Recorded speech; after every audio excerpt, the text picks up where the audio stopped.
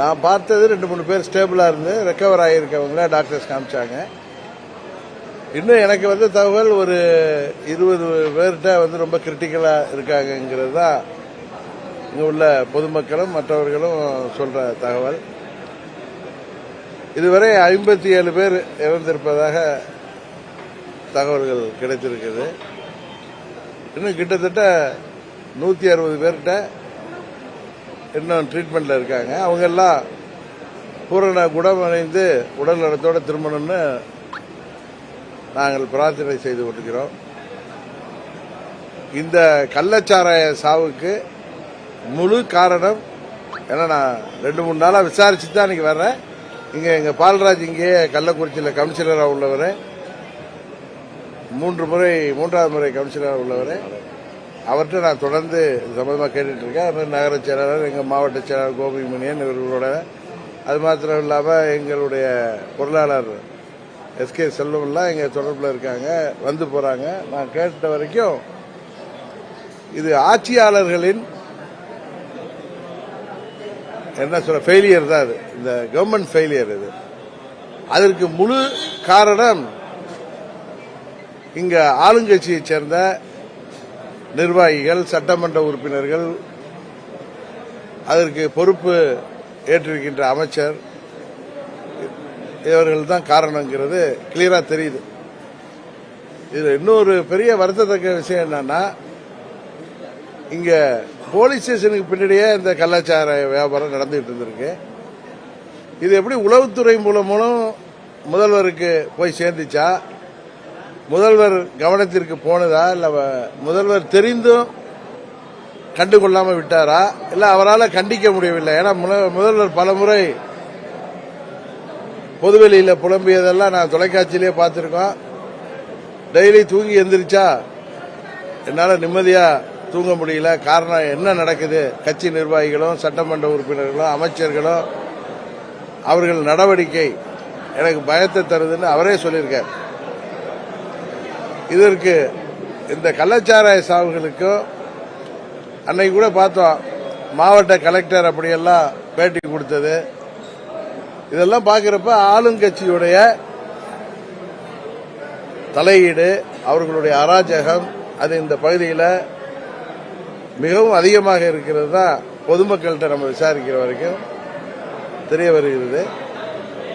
இங்க சட்டமன்ற உறுப்பினர்களாக இருப்பவர்கள், திமுக நிர்வாகிகளாக இருப்பவர்கள், இவர்கள்தான் இது போன்ற 57 உயிர்கள் இதுவரை போனதற்கு முழு காரணம். காவல்துறை செயல்பட விடாமல் அவர்களை தடுத்து வைத்திருந்தது இந்த திமுகவை சேர்ந்த நிர்வாகிகள் தான். அதனால முதலமைச்சர் இதற்கெல்லாம் பொறுப்பேற்று காரணங்கள் சொல்லாமல், அப்பொழுது இப்படி நடந்தது சொல்லாம, இனியாவது தமிழ்நாட்டில் இது போன்ற கள்ளச்சாராய சாவுகள் நடக்காமல் அவர் ஆட்சி பொறுப்பில் இருக்கிற வரைக்காவது தடுத்து நிறுத்த வேண்டும் என்பதுதான் தமிழ்நாட்டில் உள்ள அனைவரின் கோரிக்கை. இதுக்கு முதலமைச்சரும் அந்த துறையின் அமைச்சர் திரு முத்துசாமி அவர்களும் பொறுப்பேற்றுக் கொள்ள வேண்டும், ஒத்துக்கொள்ள வேண்டும். இங்கே தவறான அவர்களுடைய கட்சிக்காரர்களின் செயல்பாடுகள் தான், அதிகார துஷ்பிரயோகம், அடாவடித்தனங்கள் தான் இந்த கள்ளச்சாராய மரணங்களுக்கு காரணம். காவல்துறை செயல்பட விடாமல் அவர்கள் தடுக்கப்பட்டதாகத்தான் பொதுமக்களிடம் சொல்கிறார்கள். அதனாலதான் பஸ் ஸ்டாண்டு பக்கத்திலே இந்த சாராயம் அது 70 கேஸுக்கு மேல வாங்கினவர் தொடர்ந்து அவர் இதே சாராயம் காய்ச்சிறது, அது விற்பது, இந்த தொழிலில் இருக்காங்க. இதுக்கெல்லாம் காரணம் ஆளுங்கட்சி தான். இதை முதல்வர் பூசியும் எழுப்பாமல் ஒத்துக்கொண்டு இதை மறைக்காமல் இனியாவது இது போன்ற நிகழ்வுகள் தமிழ்நாட்டில் நடக்காம அவர் பார்த்துக் கொள்ள வேண்டும் என்பதுதான் எல்லோருடைய கோரிக்கை.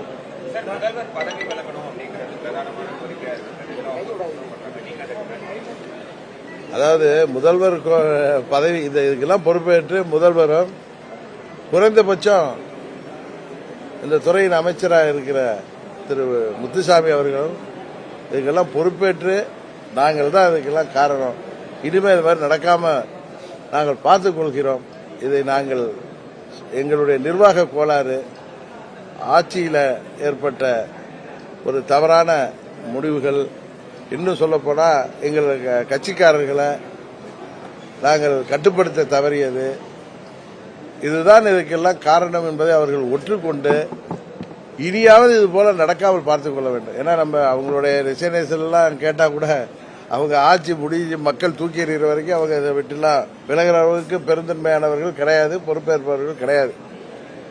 இன்னும் அவங்க ஆட்சி இருக்கிற இந்த 1.5 ஆண்டுகள் இது போன்ற நிகழ்வுகள் நடக்காமல் அவர்கள் கட்சிக்காரர்களை கட்டுப்படுத்தி காவல்துறையும் மாவட்ட நிர்வாகமும் சரியாக செயல்படுவதற்கு அனுமதிக்க வேண்டும் என்பதுதான் எல்லோருடைய கோரிக்கை. விசாரணை மற்றும் ஒரு நபர் ஆணையம் உட்பட இந்த விசாரணைகள் இருக்கு இல்லைங்களா, இது சரியாக செயல்படுமா என்பது அந்த கருத்துக்கள் சொல்லுங்க சார். ஏற்கனவே பேரறிஞர் அண்ணா அவர்கள் ஒரு முறை சொல்லியிருக்கிறது தான் எனக்கு ஞாபகத்து வருது. அதே படிச்சனா ஆங்கிலேயர் ஆட்சி காலத்தில் இருக்கிறப்ப இந்தியா முழுவதும் மக்கள் போராட்டங்கள்லாம் நடத்துறப்ப அந்த போராட்டங்களில் உள்ள நியாயத்தை புரிஞ்சுக்கிட்டு அதே நேரத்தில் மக்கள் கோரிக்கையை நிறைவேற்றாமல் இருப்பதற்கும் அதை திசை திருப்பதற்கும் ஆங்கிலேயர்கள் நம்ம நாட்டை ஆட்சி செய்தப்ப இது போன்ற விசாரணை கமிஷன்களை ஆரம்பிச்சு தற்காலிகமா மக்களை அமைதிப்படுத்துவாங்க. அதுபோலதான் இப்பயும் இந்த ஒரு நபர் கமிஷன் ஆணையமெல்லாம் ஏற்கனவே 22 பேரை குருவிய சுடுற மாதிரி சுட்டாங்களே, 13 பேரை தூத்துக்குடியில், அதுல விசாரணை ஆணையம் அமைச்சு அது நீதிபதி அவர்கள் கொடுத்த அறிக்கையின்படி என்ன நடவடிக்கை எடுத்திருக்கார்கள். அந்த உயிர் போனவங்க காக்கா குருவியை சுட்ட மாதிரி சுடப்பட்டு இறந்தவர்களுக்கு அதற்கு காரணமானவர்கள், அதற்கு உத்தரவு கொடுத்தவர்கள், அதை செய்தவர்கள், அவர்கள் மீது எந்த நடவடிக்கையும் இல்லை. இன்னும் சொல்ல போனா அதுல சம்பந்தப்பட்ட அதிகாரிகளுக்கு பதவி உயர்வே இந்த ஆட்சியில் கிடைச்சிருக்கு. அது மாதிரி இன்னொரு ஆணையம் அமைச்சாங்களா, ஆறுமுகசாமி ஆணையம்னு எடுத்து மக்கள் வரிப்பணம் வீணானதுதான் மிச்சம். நான் நீதிபதியை நான் குறை சொல்லவில்லை. அவர்கள் கொடுக்கின்ற அறிக்கை மீது எந்த நடவடிக்கை எடுக்காது. 3 மாசம் ஆனா மக்கள் அதை மறந்துடுவாங்கன்னு. இன்னும் பாருங்க, ஒரு 2-3 மாசத்துக்கு தமிழ்நாடு முழுவதும் காந்தியை போல இவர்கள் செயல்படுவார்கள். எங்கேயுமே சாராய வியாபாரம் எதுவும் இருக்காது. 3 மாசம் கழித்து மீண்டும் இதெல்லாம் தொடர ஆரம்பிக்கும். இதுதான் இது நடக்குது. தயவு செய்து ஆட்சியாளர்கள் தங்களுக்கு ஆள மக்கள் உரிமை கொடுத்திருக்கார்கள். பணத்தை கொடுத்து மக்களை விலைக்கு வாங்கி விடலாம், எலெக்ஷன் வர்றப்ப ஓட்டுக்கு பணம் கொடுத்து அப்படிங்கிற மனநிலையை விட்டுவிட்டு அவர்கள் இந்த ஆட்சியாளர்கள் தகுந்த நடவடிக்கையை எடுத்து மக்களோடு உயிரோடு விளையாடாமல் இந்த அரசாங்கம் செயல்பட வேண்டும் என்பதுதான் எல்லோருடைய கோரிக்கை. திமுக எம்எல்ஏக்கள் மீது நீங்களும் குற்றம் சொல்றீங்க, ஏற்கனவே பாமக கட்சி அன்புமணி அவரும் குற்றம் சொன்னாரு. ஆனா இதுக்கு அந்த 2 எம்எல்ஏ வந்துட்டு இது நிரூபிச்சா நாங்க பொதுவாழ்வுக்கு பதவிகளே தயாரு, அவங்க நிரூபிக்க. அதாவது ஆளுங்கட்சி சட்டமன்ற உறுப்பினர்கள், மாவட்ட செயலாளர்கள், மற்ற நிர்வாகிகள் இவங்க தான் காரணம் பொதுமக்களே சொல்றாங்க. இது போய் நிரூபிக்கிறதுனா என்ன, இறந்து போனவர்கள் உறவினரை வைத்து இவங்க தான் காரணம் சொல்றாங்களா, இல்ல அதிகாரிகள் வந்து சொல்லுவாங்களா இருக்கிறவங்க? இது காரணம் இங்க உள்ள குறிப்பா இப்ப உளுந்தூர்பேட்டை சட்டமன்ற உறுப்பினர் பத்தி எந்த குற்றச்சாட்டு இல்லையே. இங்க சின்ன சேலம், ரிஷிவந்தியம் சட்டமன்ற உறுப்பினர்கள் பத்தி தான் எனக்கு பழக்கப்பட்ட ஊர்கள் தானே. சங்கராபுரம் அவர்கள் மேலதான், சாரி சின்ன சேலம், சங்கராபுரம் ரிஷிவந்திய சட்டமன்ற உறுப்பினர்கள் மேல்தான் குற்றச்சாட்டு. திரு டாக்டர் அன்புமணி ராமதாஸ் சொன்ன குற்றச்சாட்டு தான் மக்கள் சொல்றதுதான் அவரும் சொல்லியிருக்காரு. இதுல நிரூபிக்கணும், இது வர்ற தேர்தலில் நீங்க ஓட்டுக்கு 5000 ரூபாய் கொடுத்தா கூட மக்கள் உங்களுக்கு எதிராக வாக்களிக்கும் பொழுது நிரூபணமாகும். அதனாலதான் சிபிஐ என்கொயரி நடந்தா உண்மை நிலவரம் தெரிய வரும். அதுக்காக தான் எல்லாரும் சிபிஐ என்கொயரி போடணும். ஏன்னா state police failure, intelligence failure. முதலமைச்சருக்கு தகவல் போடிச்சா போயிருந்தாலும் கண்டு காணாம விட்டுருக்காரா கட்சிக்காரர்களை, இல்ல தெரிந்து செய்யட்டுன்னு விட்டுருக்காரா அப்படிங்கறதெல்லாம் தெரிய வரும். இது போலீஸ் ஸ்டேஷன் பக்கத்திலே சாராயம் வித்தாங்கிறது, கள்ளச்சாராயம் வித்தது தான் ஊரறிந்த ரகசியமா இருக்கிறப்ப இதுல என்ன நிறுவனம் செய்யணும்? இது சிபிஐ என்கொயரி விட்டா போட்டா இது வந்து நிறுவனமாகும். சிபிஐ என்கொயரி தான் இதுக்கு ஒரு சரியான நடவடிக்கையா இருக்க முடியும். அது சிபிஐ இதுல என்கொயரி பண்ணி குற்றவாளிகள் மீது நடவடிக்கை எடுக்கும்போது தமிழ்நாடு முழுவதும் இதுபோல கள்ளச்சாராயம் விற்பவர்கள், அவர்களுக்கு உடந்தையாக இருக்கிற அரசியல்வாதிகள் வருங்காலத்திலாவது திருந்துவார்கள். அதுக்கான ஒரு நடவடிக்கையாக இதை வந்து சிபிஐ இந்த விசாரணையை கொடுக்க வேண்டும் என்பதுதான் நியாயமாக இருக்கும்.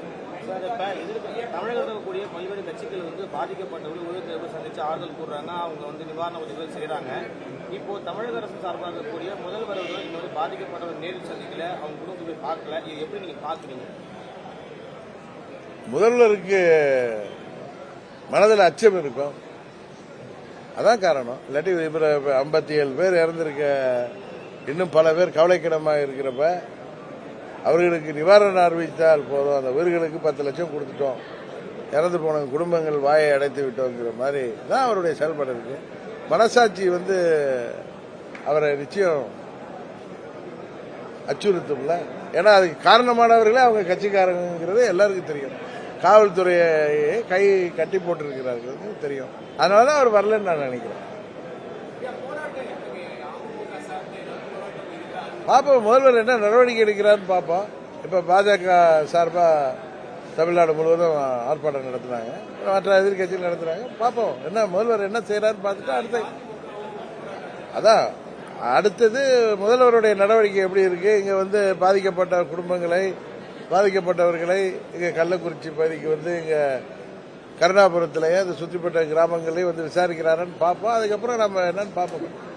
முதல்வர் வந்து இனிமேல் இது போல தவறுகள் நடக்காம அரசாங்கத்தை நடத்தணுங்கிறதுக்கான ஒரு சாவு பணி மாதிரி, ஒரு அலாரம் மாதிரி இதை அடிச்சிருக்கு. இன்னும் சரியா நடந்துக்கணுங்கிறது தான் எல்லாருடைய விருப்பம், கோரிக்கை. என்ன செய்யறாருன்னு பார்ப்போம்.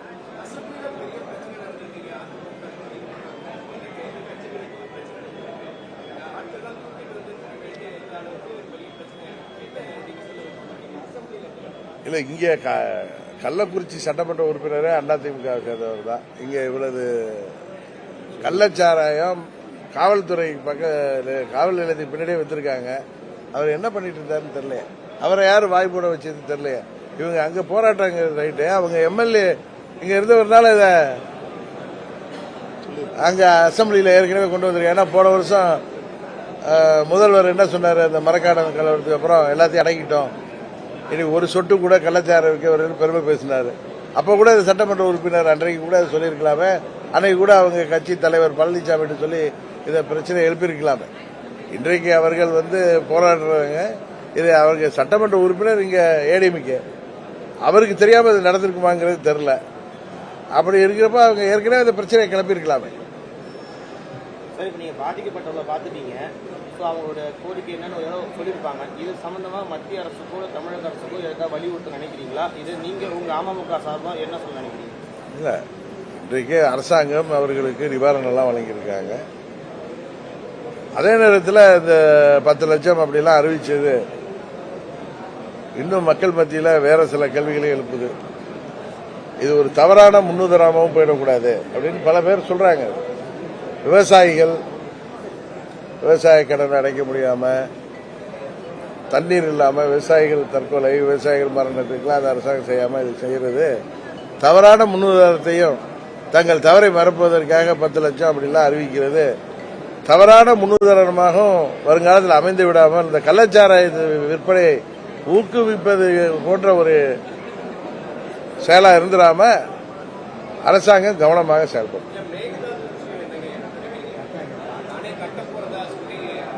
அதை வந்து அணையை கட்டவிடாமல் தடுக்க வேண்டியது தமிழ்நாடு அரசாங்கம், மத்திய அரசாங்கத்தின் கடமை. உச்சநீதிமன்ற தீர்ப்புப்படி கர்நாடக அரசாங்கம் நடந்து கொள்ள வேண்டும். அதற்கு தமிழக அரசாங்கம் முழு முயற்சியில செய்ய வேண்டும்.